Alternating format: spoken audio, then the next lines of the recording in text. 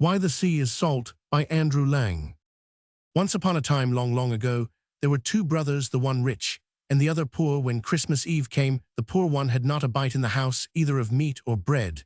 So he went to his brother and begged him in God's name to give him something for Christmas Day. It was by no means the first time that the brother had been forced to give something to him, and he was not better pleased at being asked now than he generally was. "If you will do what I ask you, you shall have a whole ham," said he. The poor one immediately thanked him and promised this. "Well, here is the ham, and now you must go straight to Dead Man's Hall," said the rich brother, throwing the ham to him. "Well, I will do what I have promised," said the other, and he took the ham and set off. He went on and on for the livelong day, and at nightfall he came to a place where there was a bright light. "I have no doubt this is the place," thought the man with the ham. An old man with a long white beard was standing in the outhouse chopping Yule logs. "Good evening," said the man with the ham. "Good evening to you. Where are you going at this late hour?" said the man. "I am going to Dead Man's Hall. If only I am on the right track," answered the poor man. "Oh yes, you are right enough, for it is here," said the old man. "When you get inside, they will all want to buy your ham, for they don't get much meat to eat there. But you must not sell it, unless you can get the handmill which stands behind the door for it. When you come out again, I will teach you how to stop the handmill, which is useful for almost everything." So the man with the ham thanked the other for his good advice and rapped at the door. When he got in, everything happened just as the old man had said it would. All the people, great and small, came round him like ants on an anthill, and each tried to outbid the other for the ham. "By rights, my old woman, and I ought to have it for our Christmas dinner, but since you have set your hearts upon it, I must just give it up to you," said the man. "But if I sell it, I will have the handmill which is standing there behind the door." At first they would not hear of this, and haggled and bargained with the man, but he stuck to what he had said, and the people were forced to give him the handroman 10.99. When the man came out again into the yard, he asked the old woodcutter how he was to stop the handmill, and when he had learned that, he thanked him and set off home with all the speed he could, but did not get there until after the clock had struck 12 on Christmas Eve. "Where in the world have you been?" said the old woman. "Here I have sat waiting hour after hour, and have not even 2 sticks to lay across each other under the Christmas porridge pot. Oh, I could not come before I had something of importance to see about, and a long way to go too. But now you shall just see," said the man, and then he set the handmill on the table, and bade it first grind light, then a tablecloth, and then meat and beer, and everything else that was good for a Christmas Eve supper. And the mill ground all that he ordered. "Bless me," said the old woman, as one thing after another appeared, and she wanted to know where her husband had got the mill from, but he would not tell her that. "Never mind where I got it, you can see that it is a good one, and the water that turns it will never freeze," said the man. So he ground meat and drink, and all kinds of good things to last all Christmastide, and on the 3rd day he invited all his friends to come to a feast.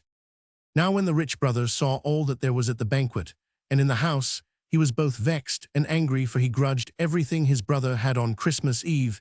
"He was so poor that he came to me and begged for a trifle for God's sake, and now he gives a feast as if he were both a count and a king," thought he. "But for heaven's sake tell me where you got your riches from," said he to his brother. "From behind the door," said he who owned the mill, for he did not choose to satisfy his brother on that point. But later in the evening, when he had taken a drop too much, he could not refrain from telling how he had come by the handroman 10.99. "There you see what has brought me all my wealth," said he, and brought out the mill and made it grind first one thing and then another. When the brothers saw that he insisted on having the mill, and after a great deal of persuasion got it, but he had to give $300 for it, and the poor brother was to keep it till the haymaking was over, for he thought, "If I keep it as long as that, I can make it grind meat and drink that will last many a long year." During that time, you may imagine that the mill did not grow rusty, and when hay harvest came, the rich brother got it, but the other had taken good care not to teach him how to stop it. It was evening when the rich man got the mill home, and in the morning he bade the old woman go out and spread the hay after the mowers, and he would attend to the house himself that day, he said. So when dinner time drew near, he set the mill on the kitchen table and said, "Grind herrings and milk pottage, and do it both quickly and well." So the mill began to grind herrings and milk pottage, and first all the dishes and tubs were filled, and then it came out all over the kitchen floor. The man twisted and turned it, and did all he could to make the mill stop. But howsoever he turned it and screwed it, the mill went on grinding, and in a short time the pottage rose so high that the man was like to be drowned, so he threw open the parlor door.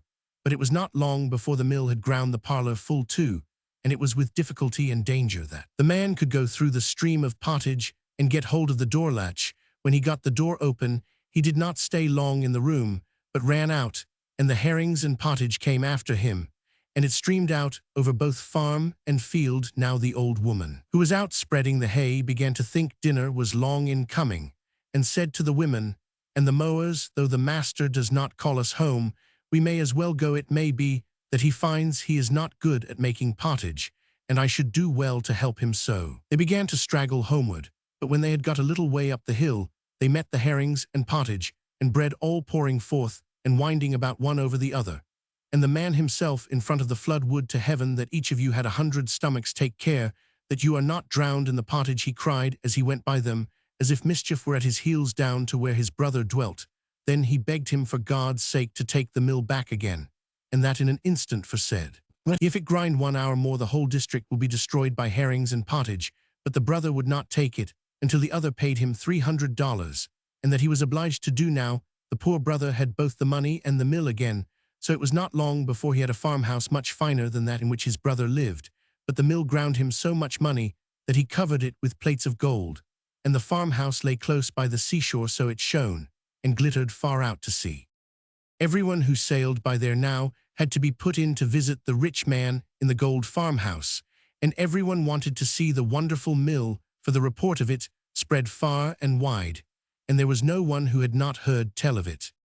After a long, long time came also a skipper who wished to see the Roman 1099. He asked if it could make salt. Yes, it could make salt, said he who owned it. And when the skipper heard that he wished with all his might and main to have the mill, let it cost what it might, for he thought if he had it he would get off having to sail far away over the perilous sea for freights of salt. At first the man would not hear of parting with it, but the skipper begged and prayed, and at last the man sold it to him and got many, many $1,000s for it. When the skipper had got the mill on his back, he did not stay there long, for he was so afraid that the man would change his mind, and he had no time to ask how he was to stop it grinding, but got on board his ship as fast as he could. When he had gone a little way out to sea, he took the mill on deck. "Grind salt, and grind both quickly and well," said the skipper.